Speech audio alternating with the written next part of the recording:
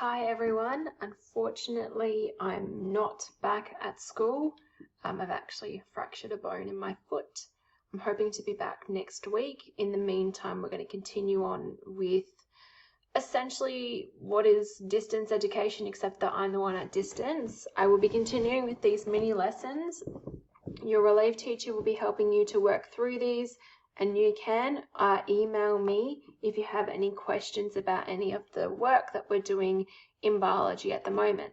So you're starting your first investigation today, which is the osmosis design investigation. I'm going to go through that today, and you're going to actually start working on the first part. Well, actually part B. I'll talk about why we're not doing part A in a second. Okay, so the learning intention for today is to deconstruct a biological question and design a theoretical investigation. So for your deconstruction, you're not actually going to carry out this particular investigation, but you are going to carry out an investigation. So this one, when you're designing this investigation, the sky's the limit, and I'll talk about that a little bit more detail as we go through the criteria. So originally you were supposed to start with part A, which was looking at the effect of salt concentration on osmosis in rhubarb cells. That's not going to happen because of my absence. We did, as you know, observe last week the effect of temperature on diffusion of food colouring in water. All right, so moving on to part B, which is the deconstruction, I have a question for you which you need to deconstruct. So the question is, how do the unicellular organisms living in water control the entry and exit of water from their cells? And the second part to this question is, how could this be tested? So if we break this question down into its two parts, the first part is a closed question. Okay, we've been looking at the control of water in and out of a cell in unicellular organisms, all organisms, last week. Okay, so you know you're familiar with this. The second part of this question is where you then explore how you could test this, I guess, concept. How could you test unicellular organisms controlling the entry and exit of their water from their cells? Okay, but you're probably wondering, well, Kelly, I've never deconstructed a problem before, and you are absolutely right. You may not have done so. This is a new skill in the new SACE, so some of you may not have come across this before. So I'm going to show you an example before we get into it of how to deconstruct a problem. So my problem is that I want to make the best chocolate milkshake. So the first step that I need to take is I need to work out, well, what makes the best chocolate milkshake? I actually need to do some research. Okay, so I went to trusty old Google. I Googled ultimate chocolate milkshake and I came up with a whole bunch of different websites. I went into those websites and I looked around and I kind of worked out from those different recipes that there were a whole bunch of factors that affect what makes a great chocolate milkshake. So your second step in this particular problem for me, I listed the factors that affect a chocolate milkshake, and I wrote down, based on the research that I did, all the different ways that you could vary each factor. So in our table here, I've got factors affecting chocolate milkshake at the top, and then I've got different factors. So I've got type of milk, I've got whipped cream, ice cream, chocolate flavoring, and mixing it together. Now, there are many different ways that I can change the first factor, which is milk type.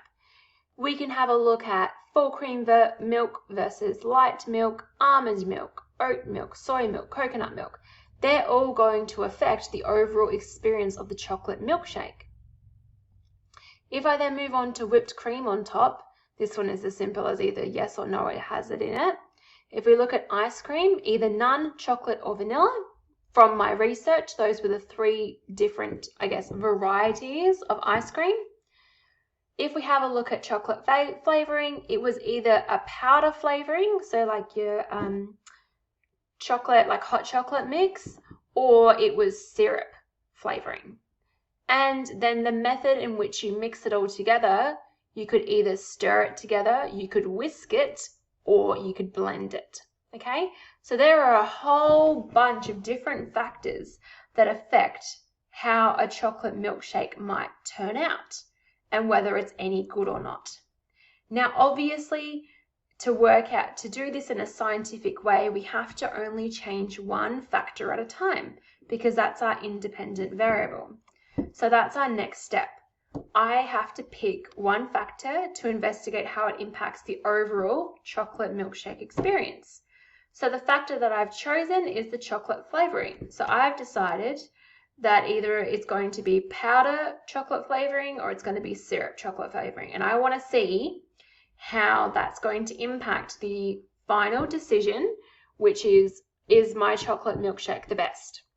So I need to also justify my decision of why I've chosen that particular factor. So syrup is actually a liquid, whereas powder is a solid, meaning that the way that they interact with the milk may affect the overall mixing and therefore the chocolate taste. Okay? Syrup tends to be a bit sweeter than powder. I mean, it depends on the type of powder. So that's another way that it could potentially impact my chocolate milkshake. But I'm justifying it using my understanding of the research that I've done on what makes an ultimate chocolate milkshake. So my next step is to identify any limitations of my investigation to make the best chocolate milkshake. And this comes down to, how do I know that the results that I get, the conclusion that I make, is the truth? And that's to do with how well can I control my variables. So if we have a look at the factors in step 2, can I control all of these? I mean, yes, it's pretty simple. It's a recipe, so I think that's okay. But does everyone who is tasting my milkshake actually like chocolate? This is a really good question.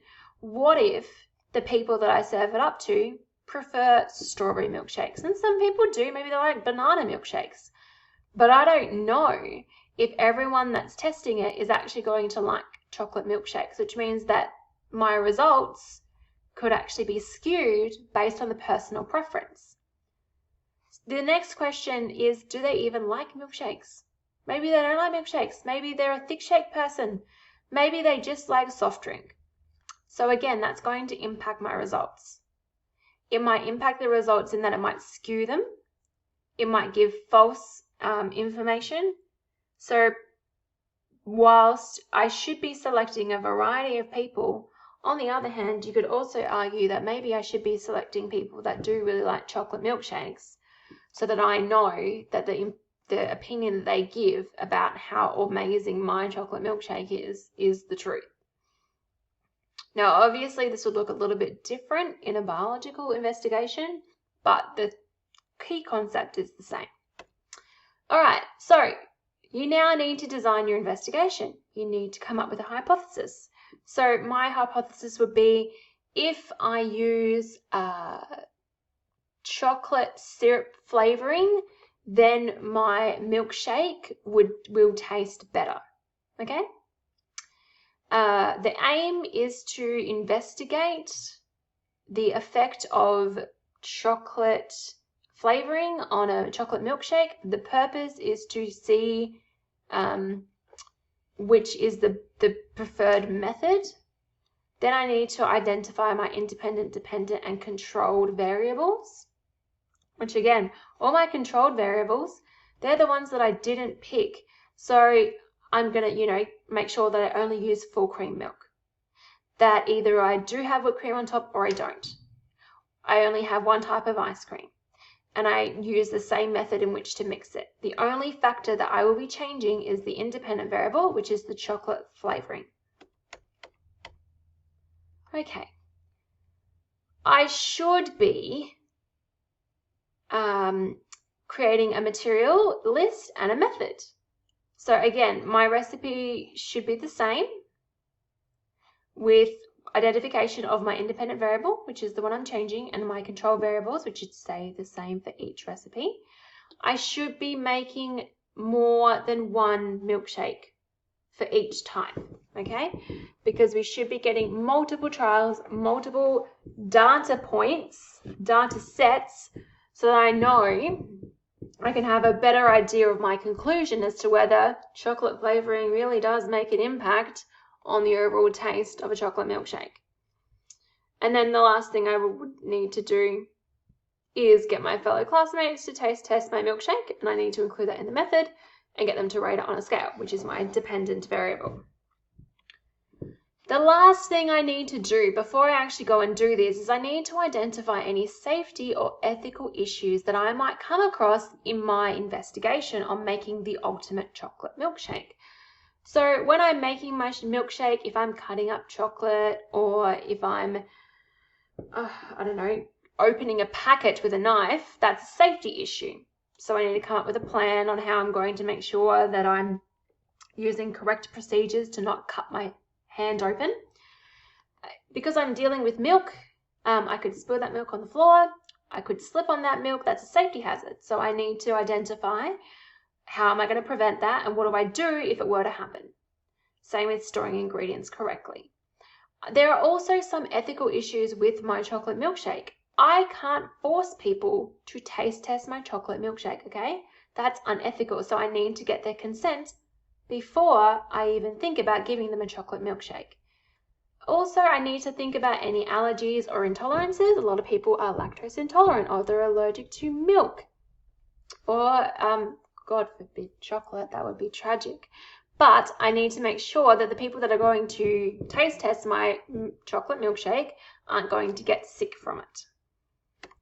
Okay, so now it's your turn. Now that I've gone through and shown you an example of how to deconstruct a problem, it's up to you to now do that with the question that I mentioned at the beginning of the PowerPoint, which is this one. Okay, this is also, I can also find the task sheet on DayMap. So, completion and submission of this, you need to follow the steps in this PowerPoint, which will be up on DayMap, along with the instructions in the task sheet, which is also on DayMap. It needs to be written up either using the deconstruction template on DayMap or your own Word document. It cannot be handwritten, and it should take you no more than today's lesson. And your deconstruction should be submitted to me via DayMap today, which is Wednesday. I know it's Tuesday right now, but it'll be Wednesday when you see this. I will be reviewing it directly after your lesson and I will be giving you feedback. I will be assessing you on your ability to deconstruct a biological problem.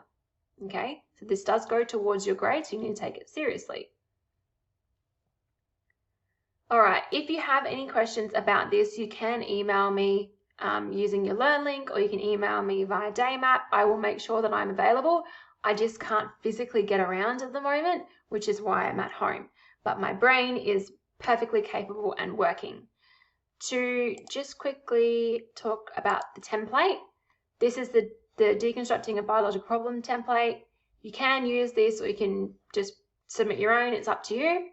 All the steps here, you need to identify them, you need to address all of those. You can either write in the box or you can just write below, I don't mind, but all of this information should be included in your deconstruction, which you submit to me via DayMap. Okay, thank you.